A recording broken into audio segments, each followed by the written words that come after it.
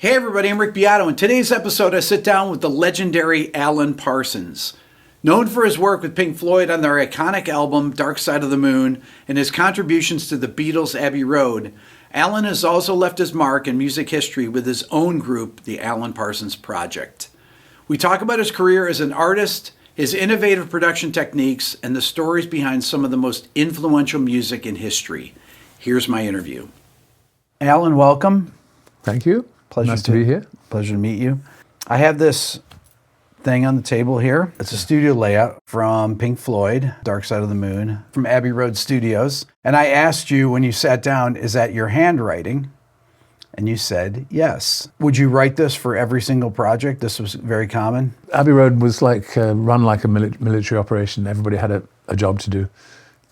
If you were the engineer, you had to do a layout sheet. Other people would set the studio up according to the specification on this a sheet like this. On orchestral sessions, that was pretty challenging to make sure that you trusted the people who would do the setting up to get it right. Now, if you did something like this, and then the band leaves the studio and then comes back a few weeks later, you just refer to this sheet and set everything back up like it was. Yeah, that was the advantage of doing that. Of course, there was the potential slight difference between two microphones of the same type. Yeah. I mean, every 47 was a little bit different. That was always my vocal mic of choice, 47. Okay, so I want to ask you about these things, but I want to kind of backtrack. You got your job at Abbey Road Studios when you were, 19 years old? 19, something like that? Yeah. Were you living in London at the time? I was, yeah. Not far away from the studios, actually. Hampstead, which is just 2 or 3 miles from St John's Wood, where Abbey Road is. You mentioned you saw the Yardbirds play. Yeah, I was still at school then. I did a 2-year period at a sort of connected department to Abbey Road. It's called Tape Records, and we made reel-to-reel copies of EMI's product, including Beatles and Pink Floyd and everything else. But they sounded really good. They were the little plastic spools. You bought it in a little square box, and tape speed was 3 3/4, and it sounded really good. When you got your job at Abbey Road Studios, was this like the dream job to have at the time? Yeah, I mean, they always had a system of training. You would start in the tape library, just logging tapes, and it taught me how important it was that tape boxes had to contain every last piece of information, otherwise it would get lost or forgotten, or something would get wiped. Or, of course, it was easy when I first started. There was only 4 tracks. Right. Okay, so when did things go to 8 tracks? Were the late Beatles records on? Were any of them on 8 track? Abbey Road was 8 track, and they had just before I got the job, they did a couple of sessions for the White Album on 8 track. But that was a new revolution, going from 4 track to 8 track, and then 16 track came along a couple of years later, and everybody said, "Oh, we'll never need that many tracks." But of course, it just went to 24, and then to 2 24 tracks running together, and then now we have unlimited tracks. So, what was the system of how you moved up at Abbey Road? Where would you start out? Well, I started at the tape library. Yep. So logging tapes. Then they would send me down just to be a fly on the wall, just watching sessions. The very first session I ever sat in on was a British band called The Gods. Ken Hensley was the keyboard player, not the guitarist, the keyboard player. The basis for doing the sitting is more watching the tape operator than the engineer, because that would be the first job I would do. Actually working on a session is being a tape op. And would you stand with the tape operator and they would say, "This is what you do," and they teach you? Yeah. Teach me how to thread the tape through the guides, and how to punch in to record. That was an interesting thing which I hadn't anticipated. That you started in playback mode, then you would go into record. Of course, back then, the moment you went to record, everything that was on that track previously is history. It's gone. Yeah. But nowadays we have this magical function called undo.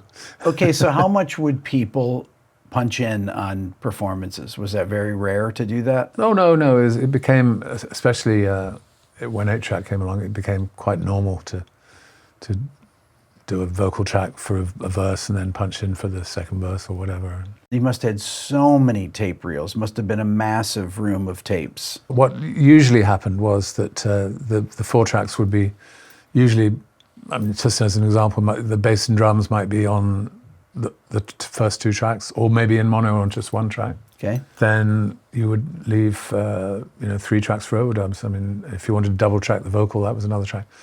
If you did run out of tracks, you transferred from one 4-track to another 4-track, mixing everything down to a stereo pair of 2 tracks. Then you had another 2 tracks to play with. If you needed still to do it again, you had to go to a third 4-track. Then you started to notice that the tape noise would be building up. Would you be adding high end with the engineers when they were doing the bounces? Would they add high end? What would they typically do? Most likely, just to make sure that nothing's getting lost. And would you ever go back to those old tapes, or once those were done, they just get filed away? Absolutely, and I think the recent Beatle releases have been exceptional because they did go back to the previous generations, because they can sync them up these days. But we never would have been able to sync up the first generation tape with the second generation tape. Well, I noticed that your handwriting is incredibly neat. Was this something that they stressed on there? I don't think so.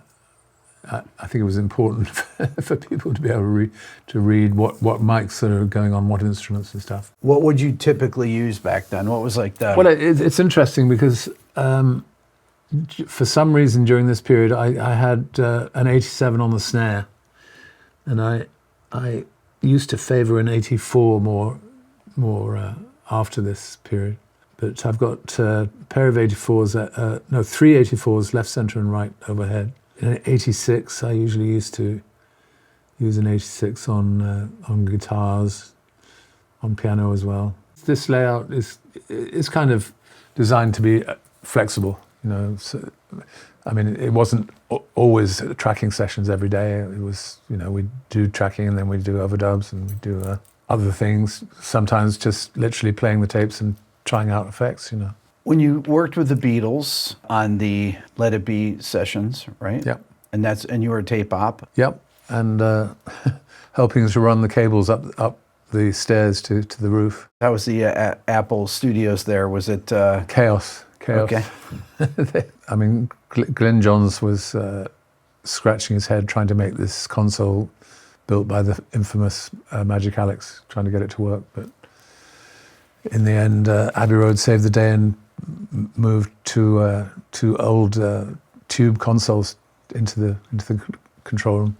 One was for the mics, one was for monitoring. That's what you're hearing on the recording then? Yeah. I mean, not a note got recorded through the Magic Alex console, I don't think. It was rumoured that it was sold in the electronics department or the electronics store area of London. Fetched £50 apparently. I've seen pictures of you, or a picture of you up on the rooftop.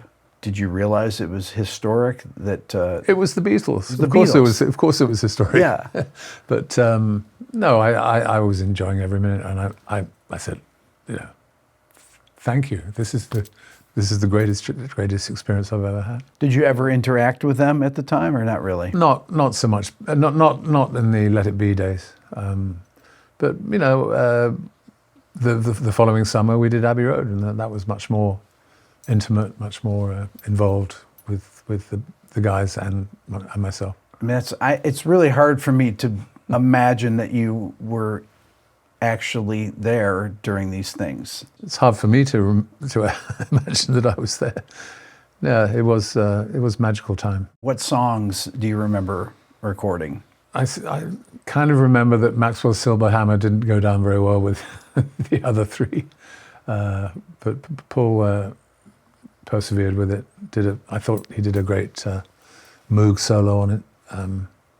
We actually tried a backwards delay echo on the intro, which got shelved, didn't work. it was going to go Joan was physical. Nobody liked it. So they like to try things like that. Yeah. Well, yes. I guess I ended up with the two most experimental bands ever, Beatles and Pink Floyd. I mean, they were all famous for their experimental sounds. I'd like to take a second to talk to you about this channel. Believe it or not, 57% of the people that watch here regularly are not subscribed. So I would encourage you to hit the subscribe button now. This will help me get even more of my dream guests in the future. Thank you. When I went into Abbey Road, into Studio 2, I got a tour of the entire building, but going into Studio number 2, I couldn't believe how big it was, because when you see the pictures of the Beatles in there, they're typically shot close up, almost like they're in a little set area. You know, they'll be set up all together. But then you walk in and it's this enormous room. With a high ceiling. With a high ceiling. Yeah, it is a magical acoustic though, number 2. Interestingly, it's the period that I was involved with. Usually all the instruments were being played in the room at the same time. I mean, we had baffles, the little screens that would attempt to increase the separation between the instruments. But generally speaking, everybody played together. If a band was there, they were interacting with each other, actually listening to each other's performance. What about that got in later years that became rarer. You'd record a drum loop and then stick real drums on, then a bass part, then a guitar part, and then start thinking about vocals and stuff. It was better back then, the way it used to be done, the band all playing together. What about headphone mixes? I always wondered about that. Like, what kind of headphone mixes would they have had? Would everyone have heard the same mix? Yep. There was only one. There was only one mix. And would they say, "Hey, I can't hear myself. Can you turn up the bass? Can you turn up my vocal?" Everybody wanted more of themselves. Okay, so just like pretty much every session. Yeah, it was a compromise back then. But of course, in later years, everybody got the exact mix they wanted, and even later, they actually got to mix it themselves. How did microphones change between when you started, in the Let It Be Abbey Road era to Pink Floyd, to Dark Side of the Moon? All the Abbey Road engineers had sort of favorites, and I think that those favorites rubbed off on me. I mean, if I heard a C12 on piano sounding great, then I would use a C12 on piano next time I recorded a piano. The microphone choices really didn't change very much. I mean, I'd be perfectly happy recording today with the same set of mics that. So what would you use on the bass drum? What would be a microphone for the bass drum? A D20. D20 AKG. Yeah. And KM84 on the snare normally, or you said on here it's in later years, yeah. 87. But this clearly says that I was using an 87 on the snare. And then for the overhead mics would be? Nearly always 4038s. Again, yes. I had not started to use the 4038s at this point, obviously.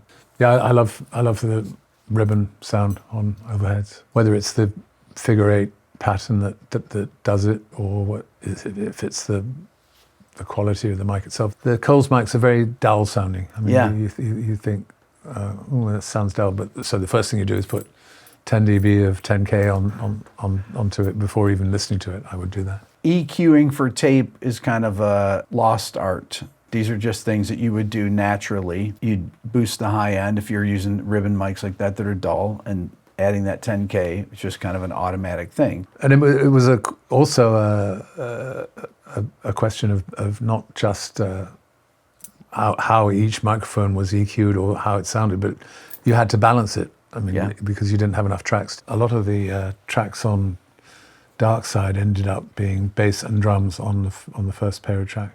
Wow. I mean, so you're just locked in then. Yeah. I mean, you had to get it right. It'd be mixed at the console. They would be combined then, and they would go down on tape that way. Dark Side did go to a second generation of 16 tracks. So okay. First 16 track would have probably had a separate kick drum, snare, and then everything else. So okay. 4 tracks. On the second 16 track, couldn't afford 4 tracks for drums. You had to just say, let's get it right and stick the bass on there as well. And then we've got 14 tracks to play with, which we needed. Dark Side of the Moon is one of the most popular records, one of the greatest sounding records of all time. It's got to be so gratifying to have been involved in making that record. It was. And that satisfaction culminated in getting my first Grammy nomination. So didn't win, but I was nominated. Is it true that the 8-track of Dark Side of the Moon is a different mix or different version? Somebody had told me that. The 8-track cartridge, you mean? Yeah. There was a quadrophonic mix, which was released on an 8-track, yes. And I did that on my own with no band members there, no producer, just me and Peter James, the tape op. So there's a couple of things missing because I just couldn't handle all the inputs and finding all the tapes that made up the final stereo mix. And how long did it take to make this record? We do 2 weeks at a time, 2-3 weeks at a time. And I was actually going out with the band to do their front of house, to do their live sound. And I was still doing other sessions at Abbey Road for other people. But I worked very hard to make sure that I never missed a Pink Floyd session because I didn't want to share the credit with anybody else. Would they typically do overdubs in the control room? How would you do that? As far as David Gilmour's guitar overdubs, I mean, we did most of it actually in the studio. I mean, he'd be out there with the headphones on. But on occasion, we ran a long cable into the control room. Would they listen to songs over and over and say, I like this, I don't like this, let's change this? They were all critical of each other's performances and were not afraid to say, you know, if David Gilmour had produced a incredible guitar solo on something, Roger might say, I think that might be all right, David, thank you. Yeah. You know, pretty sort of low key congratulations, you know. How would vocals typically be done at that time period? Well, obviously the lead vocal was the first thing to happen. What's interesting to note, and most people have not really noticed, the first appearance by Roger Waters as on vocal is on the Lunatic song. Interesting. Through to the end. Yeah. And everything else has been David up to that point. And you hadn't realized that, right? I did not realize that. No, that's amazing. Then I mean, David did all the you know, third above or harmony vocals, 3-part harmonies, and then we got the girls in. Those 3 great singers that did the backing vocals. When you were mixing that record, would everybody be at the console moving the faders for their own parts? Yeah, of course there was no automation back then. Yeah. So yeah, if something needed to be nudged, and everybody only had 2 pairs of hands, you know. Yeah. So, everybody only had 1 pair of hands, sorry. Would you mix songs in sections and then edit the master tape together typically? Yes. There would be too many changes to get right through a 3-minute or 4-minute song. Let's say you get a verse right, and then you do and you'd say, okay, we have that verse. Let's cut it, put it on a reel here, go set it over there. Is this kind of how it would go down? Then let's work on the chorus. Yeah. And then you do that. And then you would pray that the edit would work when you had to join the 2 bits together. Where would you like to typically splice? On a bass drum, on a snare drum, what? Yeah, usually a downbeat. There are plenty of edits in the. If you play the master tape, you will see little white tape joints going through all the time. As soon as you would join these sections together, you'd listen through it a bunch of times. Anybody hear anything? Was that kind of like, how's that sound? Yeah, I mean, there was one new boy that came in. That was Chris Thomas. He was an influence there. He wanted to use compression rather more than I did, and I'm. In case you didn't know, I'm somewhat anti-compression. You're anti-compression. Yeah. Talk about that a bit. I just like the music to breathe in its own way. Compression is okay if it's literally just to take the extreme high-level elements down, but I don't like the sound of limiting and compressing on a mix. I love it on vocals. I love it on bass guitar, but that's almost invariably I would compress a bass and automatically any vocals. You would do it on the tracking it. Yeah. And what would you use typically for something like that? For Fairchild, always a Fairchild. Always a Fairchild. Yeah. We were using Keypex expanders on the transfer from one to the other, and we used them on the mix as well. Occasionally I used the Allison Research Gain Brain, just a tiny little thing, 6 inches high and an inch wide. What is that? It's a limiter. Okay. It's just a limiter and compressor. But it had a nice sound to it. We used that on a couple of occasions. Now the Beatles, would they use compression on the mixes at the time? Jeff Emerick did enjoy compression quite a lot more than I did. Yeah. I don't remember whether he actually compressed overall on the mixes on Abbey Road, but do you think that's maybe. why Dark Side of the Moon has a lot of punchiness to it still? I remember saying to Chris, can we please not use the compressor on this mix? I said it's going to destroy the drum sound. I'm not going to enjoy listening to the drums. And he said, okay, well, compress everything except the drums, and that's what we did on a couple of occasions. When you would have the final 2-track master of it that's been edited together, how many edits would there be typically to put together one final mix? Oh, no more than 3 or 4. Okay. I remember soon after Dark Side, well, a couple of years after, I started getting involved with an American band called Ambrosia. Yeah. They had recorded a very complex record themselves. Talking about the first record that they did. Yeah, which is an amazing sounding record. And that had to be edited and mixed in sections because there was just too much going on. There was still no automation, right, in the late 70s. That didn't really happen till SSL consoles in the early 80s. Is that right? Yep. The first automated console we had at Abbey Road was a Neve console.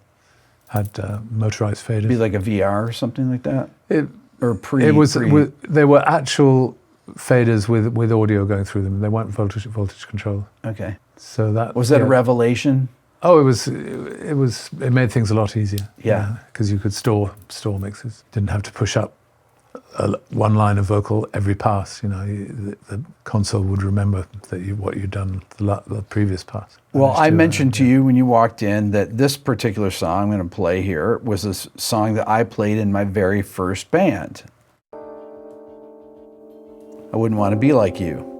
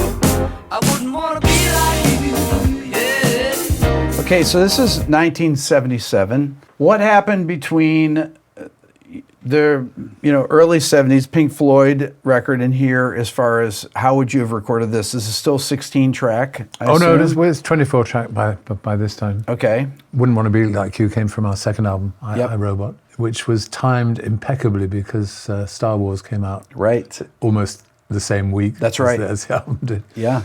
Yeah, but it was our attempt at sort of almost disco funk. It was the what I call the pea soup hi-hat. And where did you record this record? All at Abbey Road. All at Abbey Road. We did everything at Abbey Road until the last 2 albums, I think. Gaudi was done at my own studio in the south of England, in Kent.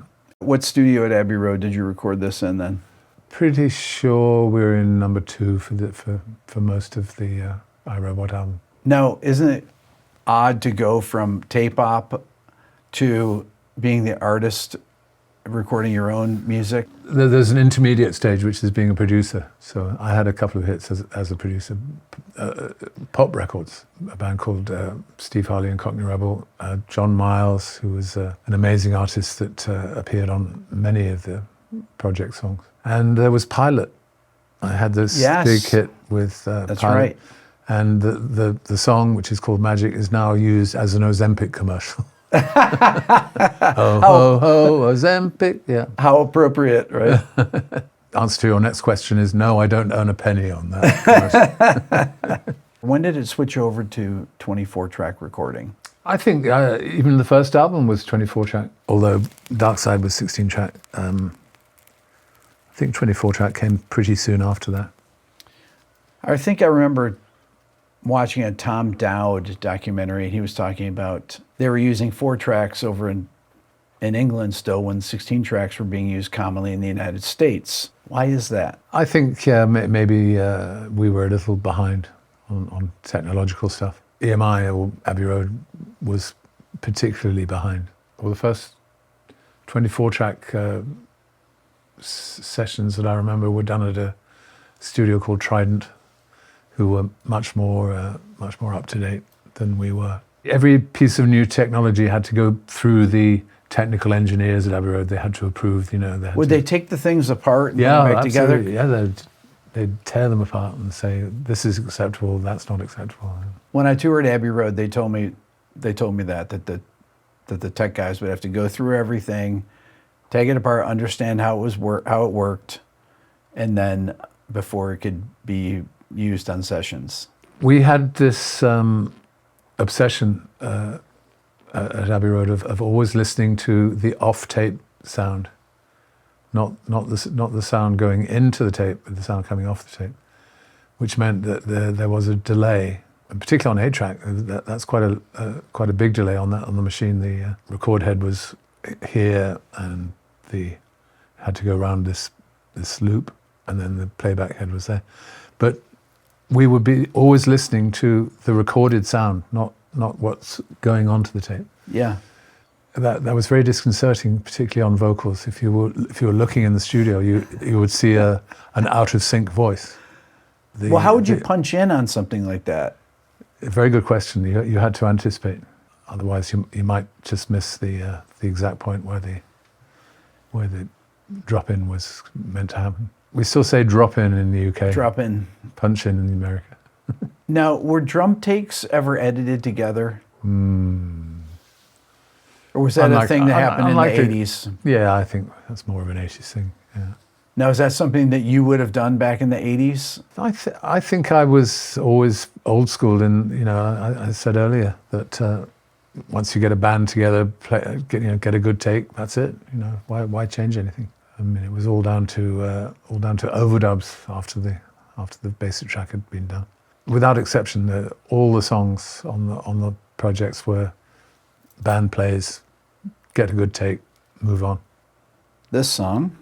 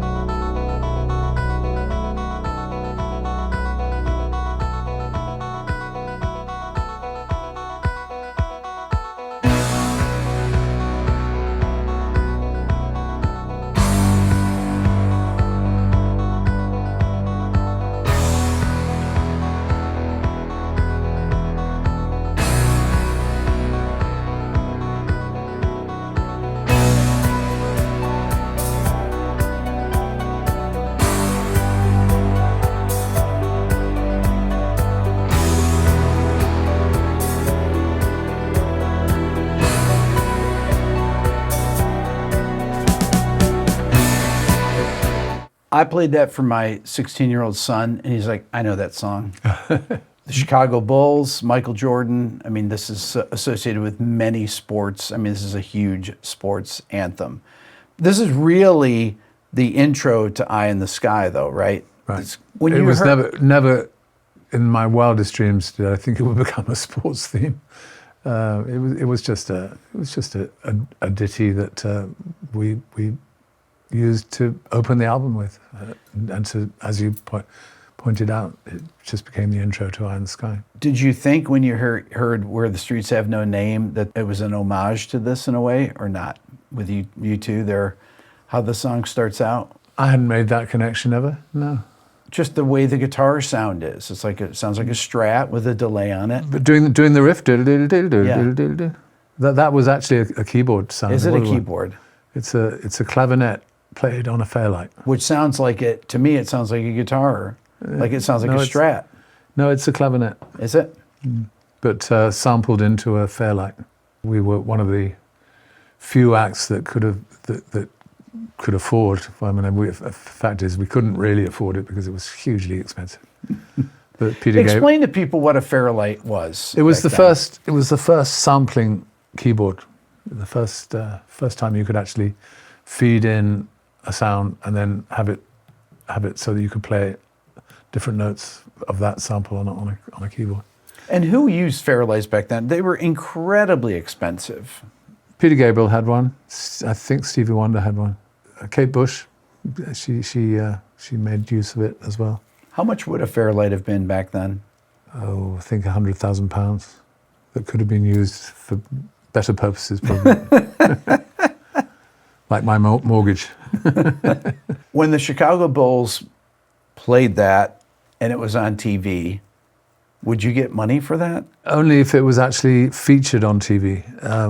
If it was just a game being covered and that music was coming through the speakers in the venue, no, I wouldn't earn a penny from that. Interesting. We've had many what we call sync licenses for commercials, feature films. I believe there's a Colgate commercial coming up that uses it, but I've yet to see it or hear it. You worked with Ambrosia on the first record there. The Hollies, what would have been 1974 or so? That sounds about right. The Air That I Breathe was the big song that I did with them. And who was the producer on that record? With his name is Ron Richards. That's right. He did all the hits. And his son ended up working for me when I moved out of Abbey Road and into my own premises. So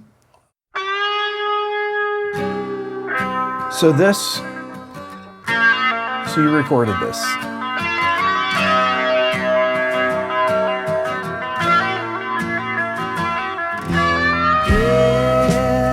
If I could make a wish, I think I'd pass.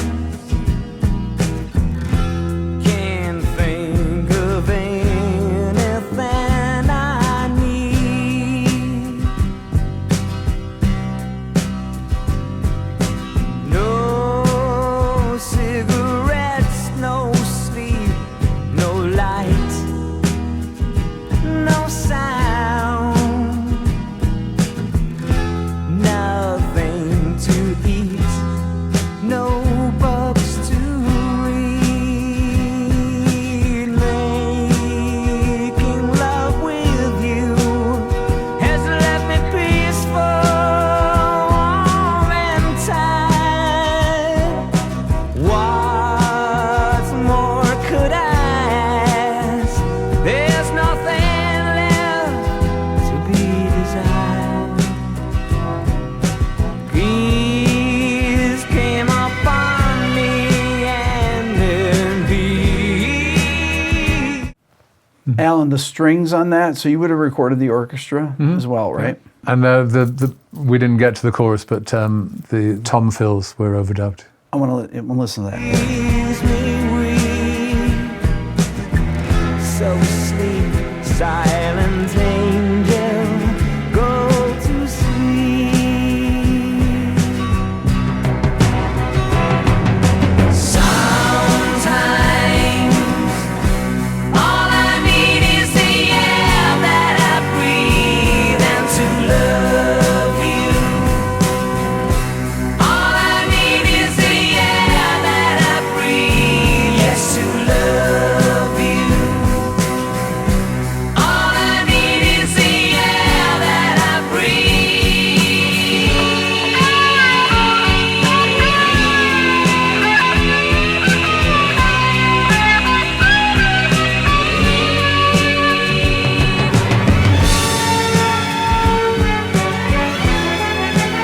That's a beautiful arrangement. Everything about that, the recording.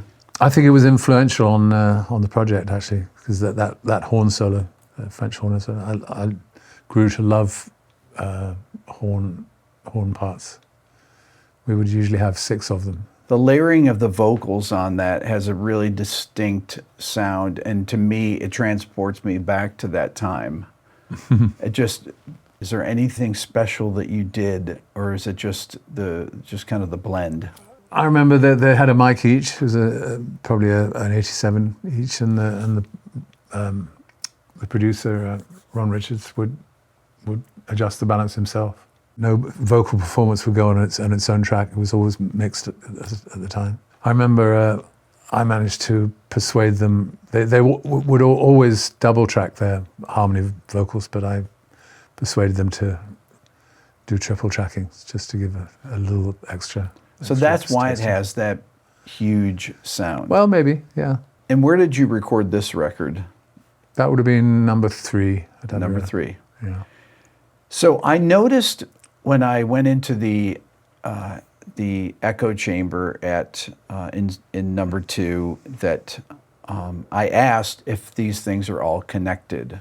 I think that they told me that all the rooms could access the different chambers. Mm-hmm. So this number two chamber, I think, was the favorite one. It's a huge place.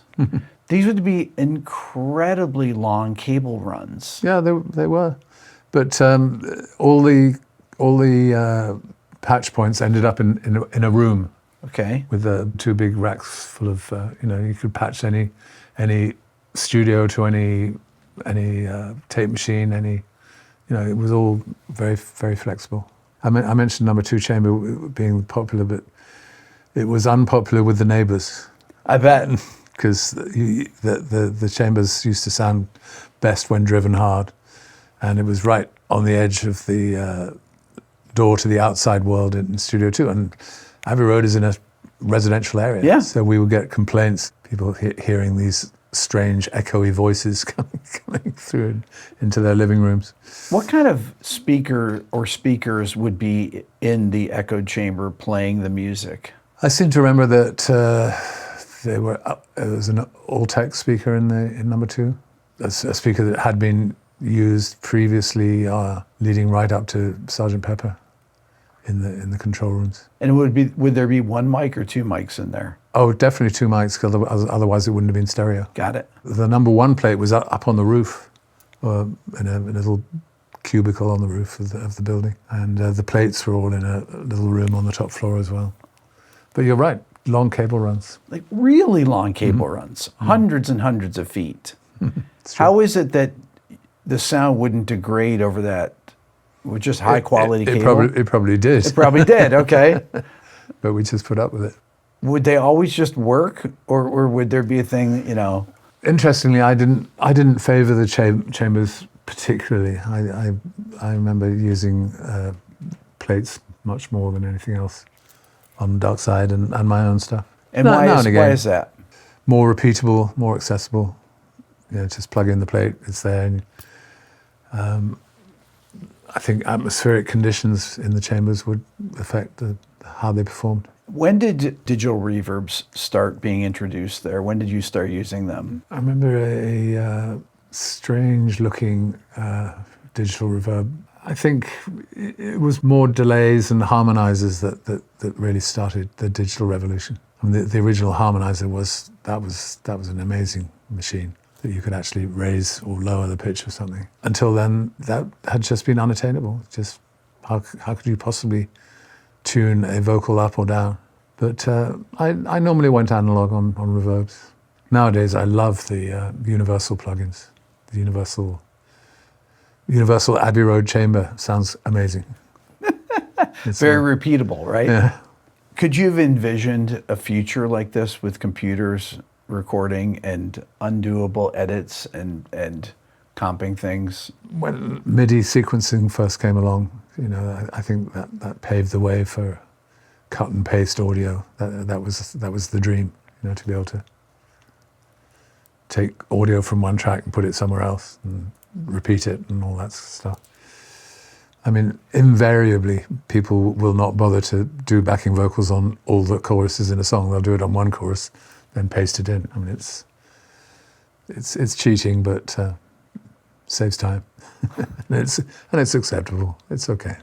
What do you think were the biggest changes in technology, for example, from when you started in the late 60s into the 70s? The track count on tape machines? Yeah, I think probably it's always the track count. I mean, that just opened up the floodgates to, do more and more complex stuff. I mean, because the tracks were there to do it. Previously, you just got to a point, well, sorry, no more tracks. That's it. That's the record, With each hurdle going from 8 to 16 to 24 to 48 to unlimited, each of those really made quite a big difference. When you get to 24 track, how many tracks would you allot for the drums? Probably do 4, kick, snare, and overheads, or toms and overheads if I'd mic the tom. But of course nowadays every single mic has its own track. How often did you use click tracks? Like on Dark Side of the Moon, did you use click tracks much? Occasionally.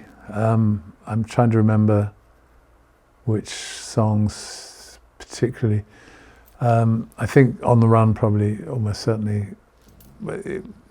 Actually, the synth kind of was its own click track, but it would have been a mechanical metronome. Let me know. Okay. One of those. It was partly to identify where you were in a song. Okay. Because you do a count. You'd record the click and a count. So, click 23, click 24, click 25. Just a bar count. It was more useful for that than anything else. The sound effects, like on Money, for example.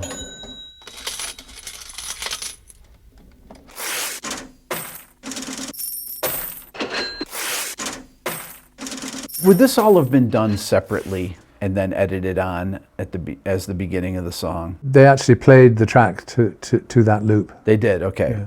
The loop was quite difficult to achieve. It was. Can you tell me about that? We had the basic noises. Yep. Dropping a bag of money on a wooden floor, tearing a piece of paper. All the sounds we had, but I remember joining them together. We wanted it to go around the room in 4-track, in Quadrophonic. Sorry. The difficulty was that each sound had a different length. If we'd just simply joined them together, it would have been completely non-rhythmic. So the only way to get it to sound correct rhythmically was to measure the tape with a ruler. Okay. So it'd be like each sound was 6 7/8 inches, and measure that, do the splice, get to the next sound, do that splice. That loop would be transferred from a 4-track Studer machine onto the master 24-track, and that's what they played to. So having to actually create the things piece by piece like that. I say that they played to it. They only played to it for the intro and into the point where the vocal comes in, because then it was faded out. I'll play a little more of this.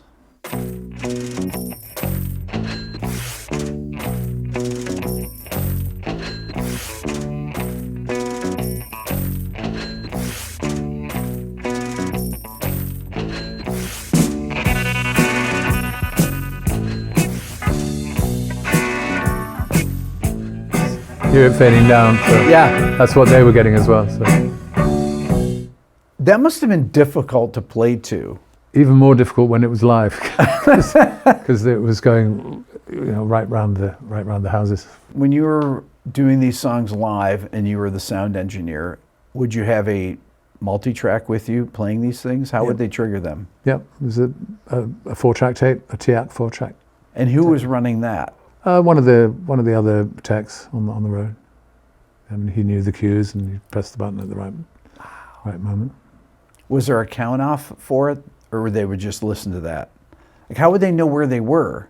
To me, that's really confusing. I can't remember if we actually sent them, because they didn't use in-ears. They didn't, right. And they, generally speaking, didn't have wedges either. I mean, how would they play to that? They were a band that played to the PA. Yeah. I think they probably just would have found their own found their own tempo. We must have got the loop to them somehow. I just can't remember, because otherwise, I mean, it sounded ridiculous with the space between the front PA and the speakers at the back and the sides. We had a interesting sort of quadrophonic configuration. It wasn't left, front, right, front. It was front, back, left, right. So it was turned 45 degrees. When you hear this,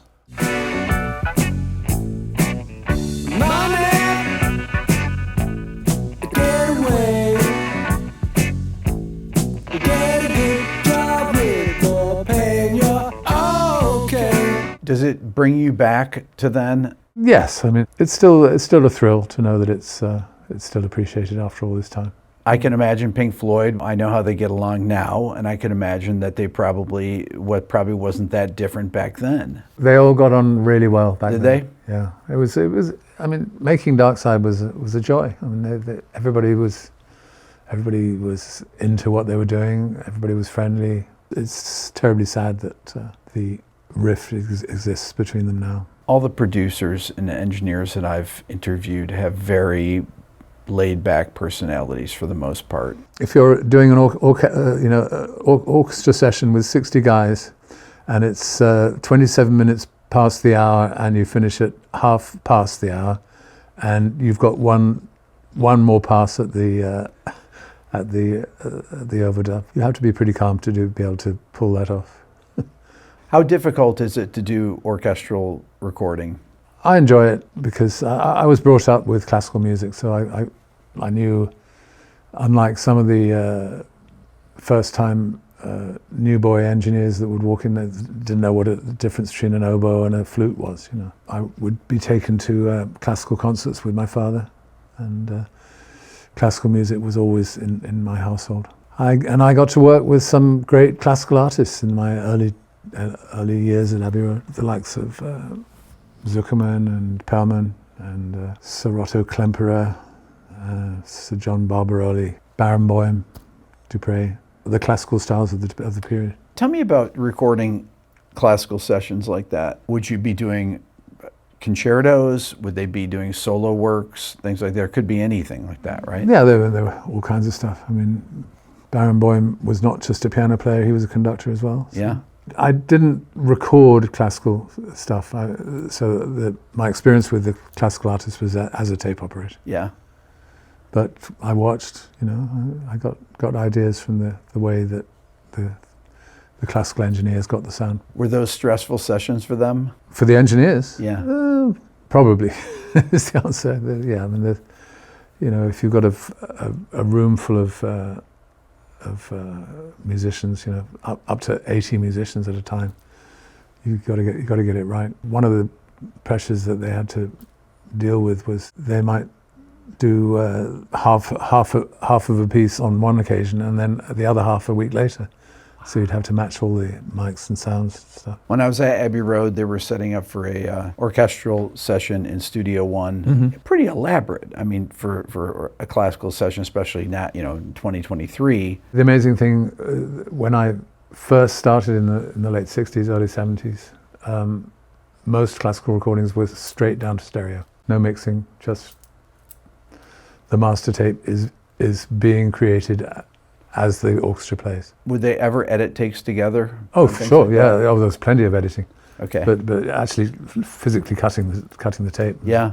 Joining it together. And would the conductors come back, listen to the playback? Let's take this section. Let's take this section. Yeah. It was a producer's art really to choose takes and to tell the artist, we need another take of this section. Looking at the score. No. Would they ever use reverbs, extra reverb, on these recordings? In number one, unlikely, because it has such a magical, natural reverb. All you had to do was hang a pair of mics up high behind the orchestra or in front of the orchestra. In Studio 2, I think that Mirek, the head engineer who gave me the tour, he said that could accommodate maybe 40 pieces, something like that, a smaller group. And the Beatles would sometimes record the orchestral players in that room and not use In number two. in number two. Yeah. Interestingly, the end song, you know, the end of the medley, Yeah. the orchestra were in number one, and we were monitoring in number two. So another example of these patching between studios. And Were you there for that? yeah, I was doing tape. When's the last time you were at Abbey Road Studios? It was July last year. I was doing an orchestra overdub for David Pack of Ambrosia, who's making a solo album, Wow, cool. and a documentary. So there were cameras everywhere as well. How much has the studios changed? I know that the studio you're in here has changed, but Studio 2 is pretty similar. It's completely unchanged. Yeah. And they're frightened to change it, I think. Right. Otherwise, it won't be a Beatles studio anymore. You know? Right. I think that's there to stay. I think they told me they added one ISO booth there. Yeah. That wasn't there. Yeah. But that didn't affect the main space at all. It was a room that used to be used to store, you know, recording tape, you know, blank tapes and cleaning supplies and things like that. If you were at Abbey Road, would you get assigned on projects? On Dark Side of the Moon, I was a staff on the payroll of Abbey Road Studios engineer. Right. And did you say, I want to be on this thing, or did they say, Alan, you're going to be on this? You're going to be on this, yeah. Okay. Yeah, they said, you will do this, you will do that. I mean, I had a certain amount of influence on that. Okay. Particularly with Pink Floyd. Because Did you say, I want to be on this Pink Floyd record? Yes, right? I did say that, yeah. I mean, but it could have been someone else, right? It could have been, yeah. Yeah. I'd worked on At About Mother, the previous album. Yeah.